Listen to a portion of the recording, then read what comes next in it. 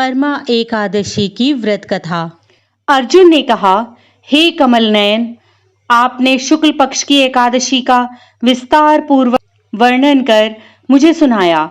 अतः अब आप कृपा करके मुझे अधिक मास के कृष्ण पक्ष की एकादशी का क्या नाम है, इसमें किस देवता का पूजन किया जाता है तथा इसके व्रत से किस फल की प्राप्ति होती है, उसकी विधि क्या है, इन सब के बारे में बताएं।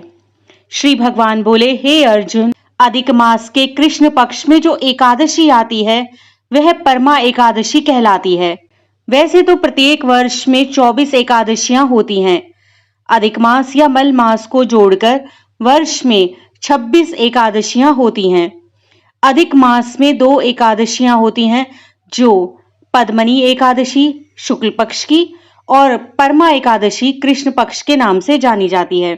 इसके व्रत से सभी पाप नष्ट हो जाते हैं और मनुष्य को इस लोक में सुख तथा परलोक में सद्गति प्राप्त होती है। इसका व्रत विधान अनुसार करना चाहिए और भगवान विष्णु का धूप, दीप, नैवेद्य और पुष्प आदि से पूजन करना चाहिए। इस एकादशी की पावन कथा, जो कि महर्षियों के साथ कांपिल्य नगरी में हुई थी, वह मैं तुमसे कहता हूँ। ध्यान पूर्वक श्रवण करो। परमा एकादशी व्रत कथा। कांपिल्य नगरी में सुमेधा नाम का एक अत्यंत धर्मात्मा ब्राह्मण रहता था। उसकी स्त्री अत्यंत पवित्र तथा पतिव्रता थी। किसी पूर्व पाप के कारण वह दंपत्ति अत्यंत दरिद्रता का जीवन व्यतीत कर रहे थे। ब्राह्मण को भिक्षा मांगने पर भी भिक्षा नहीं मिलती थी। उस ब्राह्मण की पत्नी वस्त्रों से रहित होते हुए भी अपने पति की सेवा करती थी तथा अतिथि को अन्न देकर स्वयं भूखी रह जाती थी और पति से कभी किसी वस्तु की मांग नहीं करती थी। दोनों पति पत्नी घोर निर्धनता का जीवन व्यतीत कर रहे थे। एक दिन ब्राह्मण अपनी स्त्री से बोला, हे प्रिय, जब मैं धनवानों से धन की याचना करता हूं तो वह मुझे मना कर देते हैं। गृहस्थी धन के बिना नहीं चलती, इसलिए यदि तुम्हारी सहमति हो तो मैं परदेश जाकर कुछ काम करूं, क्योंकि विद्वानों ने कर्म की प्रशंसा की है। ब्राह्मण की पत्नी ने विनीत भाव से कहा, हे स्वामी, मैं आपकी दासी हूं। पति अच्छा हो और बुरा, जो कुछ भी कहे पत्नी को वही करना चाहिए। मनुष्य को पूर्व जन्म में किए कर्मों का फल मिलता है।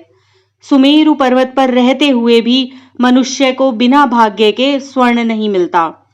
पूर्व जन्म में जो मनुष्य विद्या और भूमि दान करते हैं, उन्हें अगले जन्म में विद्या और भूमि की प्राप्ति होती है। ईश्वर ने भाग्य में जो कुछ लिखा है उसे टाला नहीं जा सकता। यदि कोई मनुष्य दान नहीं करता तो प्रभु उसे केवल अन्न ही देते हैं। इसलिए आपको इसी स्थान पर रहना चाहिए, क्योंकि मैं आपका विछोह नहीं सह सकती। पति बिना स्त्री की माता, पिता, भाई, ससुर और संबंधी आदि सभी निंदा करते हैं। इसलिए हे स्वामी, कृपा कर आप कहीं न जाएं। जो भाग्य में होगा वह यहीं प्राप्त हो जाएगा। स्त्री की सलाह मानकर ब्राह्मण परदेश नहीं गया। इसी प्रकार जीवन बिताता रहा। इस प्रकार कौंडिल्य ऋषि वहां आए। ऋषि को देखकर ब्राह्मण सुमेधा और उसकी स्त्री ने उन्हें प्रणाम किया और बोले, आज हम धन्य हुए। आपके दर्शन से आज हमारा जीवन सफल हुआ। ऋषि को उन्होंने आसन और भोजन दिया। भोजन देने के बाद पतिव्रता ब्राह्मणी ने कहा, हे ऋषिवर, कृपा कर आप मुझे दरिद्रता का नाश करने की विधि बतलाइए। मैंने अपने पति को परदेश में जाकर धन कमाने से रोका है। मेरे भाग्य से आप आ गए हैं। मुझे पूर्ण विश्वास है कि अब मेरी दरिद्रता शीघ्र ही नष्ट हो जाएगी। अतः आप हमारी दरिद्रता नष्ट करने के लिए कोई उपाय बताएं। ब्राह्मणी की बात सुन कौंडिन्य ऋषि बोले, हे ब्राह्मणी, मल मास की कृष्ण पक्ष की परमा एकादशी के व्रत से सभी पाप, दुख और दरिद्रता आदि नष्ट हो जाते हैं। जो मनुष्य इस व्रत को करता है वह धनवान हो जाता है। इस व्रत में नृत्य, गायन आदि सहित रात्रि जागरण करना चाहिए। यह एकादशी धन वैभव देती है और पापों का नाश कर उत्तम गति भी प्रदान करने वाली होती है। धनाधिपति कुबेर ने भी इस एकादशी व्रत का पालन किया था, जिससे प्रसन्न होकर भगवान भोलेनाथ ने उन्हें धनाध्यक्ष का पद प्रदान किया। इसी व्रत के प्रभाव से सत्यवादी राजा हरिश्चंद्र को पुत्र, स्त्री और राज्य की प्राप्ति हुई थी।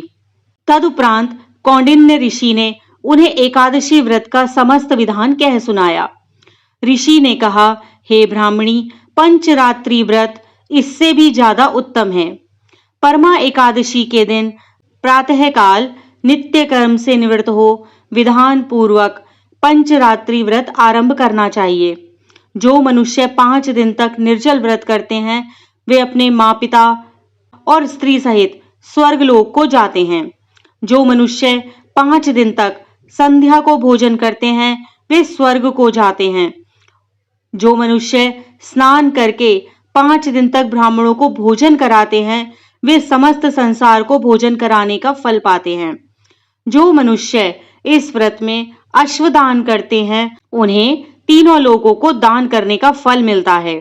जो मनुष्य उत्तम ब्राह्मण को तिल दान करते हैं, वे तिल की संख्या के बराबर वर्षों तक विष्णु लोक में वास करते हैं। जो मनुष्य घी का पात्र दान करते हैं, वह सूर्य लोक को जाते हैं। और जो मनुष्य 5 दिन तक ब्रह्मचर्य पूर्वक रहते हैं, वे देवांगनाओं के साथ स्वर्ग को जाते हैं। हे ब्राह्मणी, तुम अपने पति के साथ इसी व्रत को धारण करो। इससे तुम्हें अवश्य ही सिद्धि और अंत में स्वर्ग की प्राप्ति होगी। कौंडिन्य ऋषि के वचनानुसार ब्राह्मण और उसकी स्त्री ने परमा एकादशी का 5 दिन तक व्रत किया। व्रत पूर्ण होने पर ब्राह्मण की स्त्री ने एक राजकुमार को अपने यहाँ आते देखा। राजकुमार ने ब्रह्मा जी की प्रेरणा से एक उत्तम घर, जो कि सब वस्तुओं से परिपूर्ण था, उन्हें रहने को दिया। तदुपरांत राजकुमार ने आजीविका के लिए एक गांव दिया।